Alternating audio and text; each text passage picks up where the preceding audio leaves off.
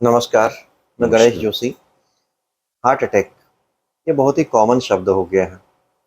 कोई जिम जा रहा है तो सुनने में आ रहा है कि एक्सरसाइज करते-करते दम तोड़ दिया।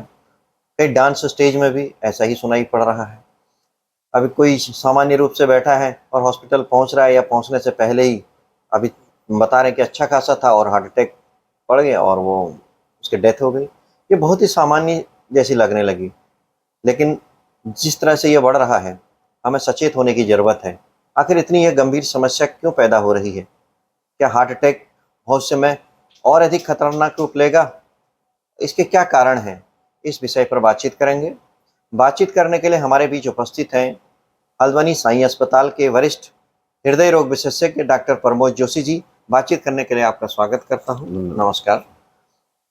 मैं सबसे पहले ये जानना चाहता हूँ कि हार्ट अटैक की जो हम बात कर रहे हैं, क्या हमारा भोजन से इसका कोई रिलेशन है? कौन-सा ऐसा भोजन है जो सबसे अधिक हार्ट अटैक का कारण बन रहा है?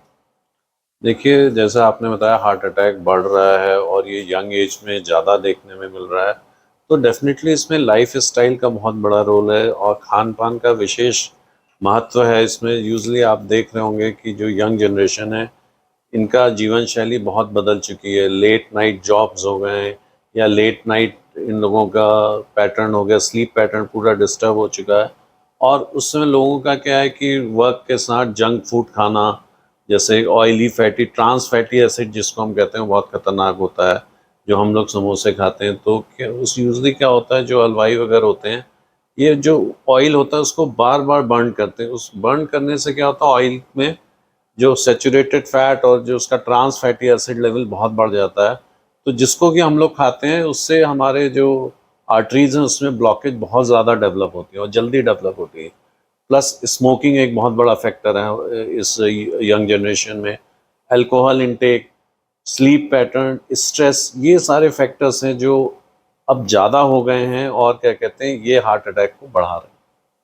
स्लीप पैटर्न आपकी बात करें, क्या हमारी नींद पूरी तरीके से जो हमारी जीवन शैली है वो प्रभावित हो गई है उससे? कितना हमें सोना चाहिए? रेगुलर कहते हैं कि अगर अच्छी साउंड स्लीप है, हमें 7 से 8 घंटा मिनिमम हमें चाहिए सोने के लिए। लेकिन जिस तरह से मोबाइल जो मोबाइल इस्तेमाल है, मोबाइल का इस्तेमाल है, प्लस लेट नाइट जॉब्स हैं।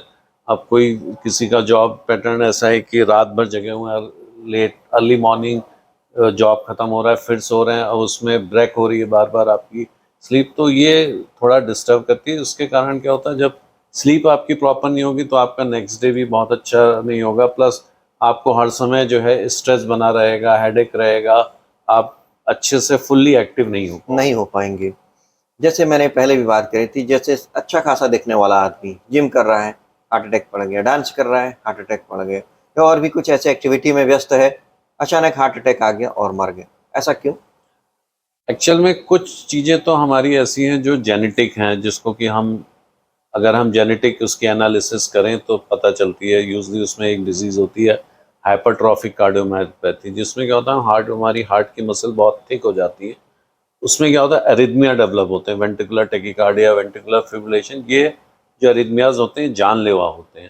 तो यूजली जब आपकी एक्टिविटी हाई हो जाती है तो एकदम से ट्रिगर हो जाती है एक्टिविटी, तब हो जाता है।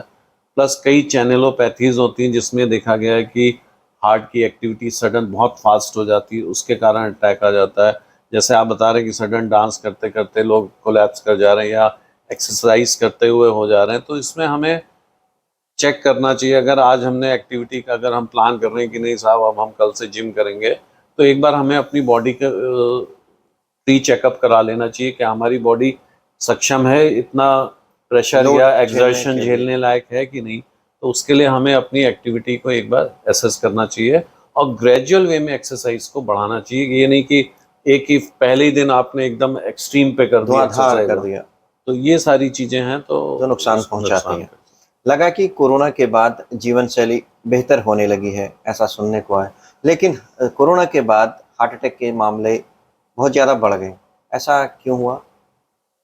जैसे आपने बताया, कोरोना के बाद एक्टिविटी बढ़ गई लोगों की और लाइफस्टाइल भी काफ़ी चेंज हुई। लोगों ने एक्सरसाइज करना शुरू करा, साइकिलिंग उस समय बहुत ज़्यादा लोगों में पॉपुलर देखने हो चुकी पॉपुलर थी। हुई, वॉकिंग शुरू हुई। कोरोना जो डिजीज़ है इटसेल्फ, जो 2 फेज़ आए उसके बहुत ही लाइफ थ्रेटनिंग थे। सेकंड फेज़ बहुत ही ज़्यादा था। उसमें कई सडन डेथ्स हुई, यंग एज में ज़्यादा हुई। तो यूजुअली जो एनालिसिस हुई उसमें देखा गया कि यंग एज में heart attack plus brain strokes ये सब ज़्यादा बढ़े, पल्मोनरी एम्बोलिज्म बहुत ज़्यादा हुआ, डीवीटी हुई। तो अब डिजीज़ का पैटर्न था या हमारा बॉडी में ऐसा स्ट्रक्चर डेवलप हुआ कि हमारी जो आर्टरीज हैं उसमें क्लॉटिंग टेंडेंसी बढ़ गई, ये देखने में आया, जिसके कारण ये परसेंटेज ऑफ डेथ ज़्यादा हुई। कम उम्र में हार्ट अटैक भी बढ़ रहे हैं, बढ़ रहा है। ऐसा उसका देखिए, जैसे अभी हमने डिस्कस किया, लाइफ स्टाइल हमारी एकदम चेंज हो चुकी निष्क्रिय हो है। चुकी है, यानी कि अब आप देखिए, अगर आप आज की डेट में आप स्कूल कॉलेजेस में जाके देखिए, जो यंग बच्चे हैं, चाइल्डहुड ओबेसिटी बहुत बढ़ गई है।